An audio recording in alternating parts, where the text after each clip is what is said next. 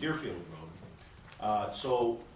What we're doing is working now to come up with the correlation between what this gauge at Route 22 tells us and what we read here in Riverwoods, with the ultimate goal being that when we have some significant flooding forecasted by the National Weather Service, we'll be able then to translate that forecast at Route 22 to a forecast here in Riverwoods and start to determine if that hits our actionable elevations. So it's something that we're continuing to monitor, and of course we're quite pleased to have that gauge there. And the best part of all is that the village hasn't received a bill for anything yet there, so keep that on the.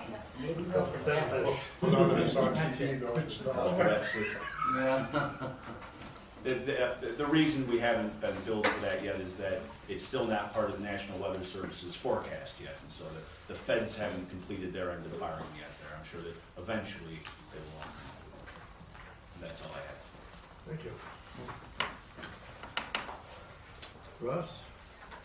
Everybody, I gave everybody a packet about a month ago, 5 weeks ago, on the Badger meter replacements and stuff. We'll probably either bring that up, if not the next meeting, the one after that. So if there's any questions or anything, let me know, but I'm gonna get the guy from Badger meter here to answer any questions and discuss it. That's it. Bill ZBA report, Plan Commission report. The Plan Commission did open a number of public hearings at the last meeting and continued all those hearings until March 25th rather than the first meeting on Thursday, the regularly scheduled meeting, because that Thursday is the day before Good Friday, and there were concerns about a quorum and people traveling out of town that weekend. So the Plan Commission will be meeting Thursday, March 25th at the continued public hearings. Police report. Police departments have the following activities since the March 2nd meeting. We've been on one 911 hang-up call. We handled 4 accidents, 17 alarms, 4 animal complaints, 11 fire department assists, assisted another agency once. We've installed 2 child safety seats. We've been on 3 calls for damage to property that was not criminal. 4 disabled autos. We've had 2 domestic disputes, 1 driving complaint, 2 DUI arrests. We've assisted the public in fingerprinting 4 times. We've handled 1 lockout, 1 noise disturbance. We've had 3 public assists. We've investigated 3 suspicious circumstances. We've taken 10 case reports. We've made 104 traffic stops, resulting in 73 persons being issued 81 citations. We're currently watching 13 houses for people who are out of town. We've given out 7 crime prevention notices. Additionally, we've arrested 1 person for obstruction of information, which is interesting. Was a person we arrested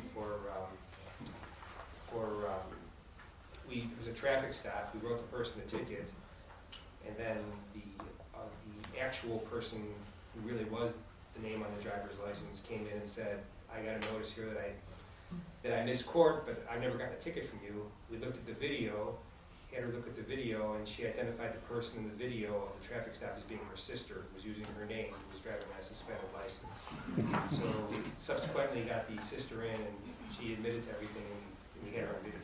And we charged her obstruction of information. We've had 1 domestic battery arrest, and we've had 1 endangering the life of a child arrest, which is related to one of our DUI arrests. The driver of the car had his child in the car with him, so that's a separate charge. And that's the police report. Thank you. Fire department. For the first half of this month, we've run 14 calls. It's been slow, 10 of which were paramedic requests, 76 calls for the year. Thank you. With water. Nope, we skipped village attorney. Oh, I know it's good. Village attorney report. I have nothing. I know it's later, I just wanted to explain briefly. I brought with me a revision for the ordinance for the automatic fire extinguishers. I sent out information to a number of the board, I guess everyone on the board, about the Libertyville ordinance, and it seemed to be a bit more complicated than if I remember the description of it. It seemed to have a number of triggers. So the suggestion that the mayor had was, why don't we just stick with our simple ordinance for discussion purposes, but have a revision that said if you're substantially altering by enlarging the house, you put in sprinklers in the new portion rather than throughout the entire house. So if that's something the board wants to pursue, I brought copies of that with me. Okay, that's on your agenda though. That's on the agenda though.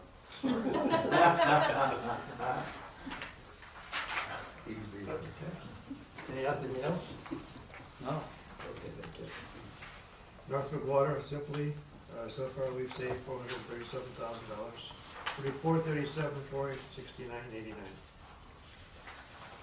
Okay, this resolution to approve, address the board. Anybody? Yes, ma'am. Okay, spell your name for the, Sure. Kathy Zaluski, 2900 Palmer Court. I'm sorry, can you spell your last name? Sure, Z like zebra, A-L-E-W-S-K-I. And what is your address? 2900 Farner, F-A-R-N-E-R, Court. Okay, I'm here because I'm very concerned about the proposed residential fire sprinkler ordinance, especially the ordinance that affects existing homes that may require some remodeling, and especially those on private wells. I've been doing some research, and I found out that these systems, especially the ones that are retrofitted, can be very costly.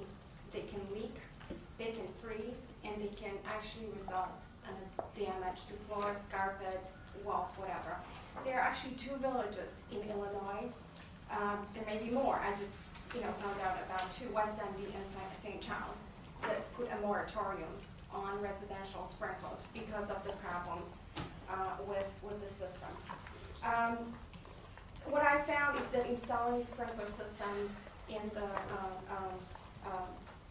in homes with private wells is not only practical, but it's very costly. And I read the minutes, and I'm a little bit surprised that nobody's talking about hidden costs of additional equipment. And I'm only addressing the issue of the existing homes. New homes, different story. New homes on Lake Michigan water. But the existing homes and wells, there's this additional cost of underwater tanks, pumps, whatever. So basically what I found that it's often difficult or impossible to increase the capacity of a well to accommodate the demand of the fire sprinkler system.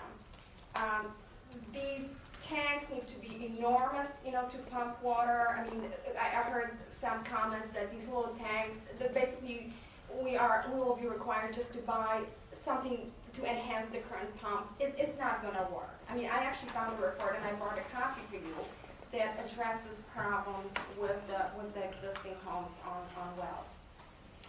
Large tanks and pressure pumps are very expensive, thousands of dollars, and they do not provide sufficient supply of water. If there's a power outage, or they don't work, they interfere with water softener system that often backs up. I mean, I hear it in my house all the time. The pressure is very low, and they kick in without any warning. Sprinkler system in homes.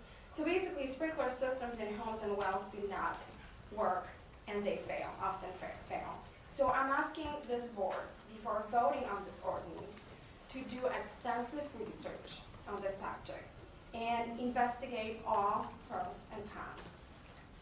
Again, sprinkler system may be a good solution for construction on Lake Michigan homes, but not on our homes on small wells. And these wells, they dry up during the summer because I see the signs all the time. You can only water your backyard on every other day. So I'm very concerned about that. And I'm also asking the trustees to explore other ways to protect from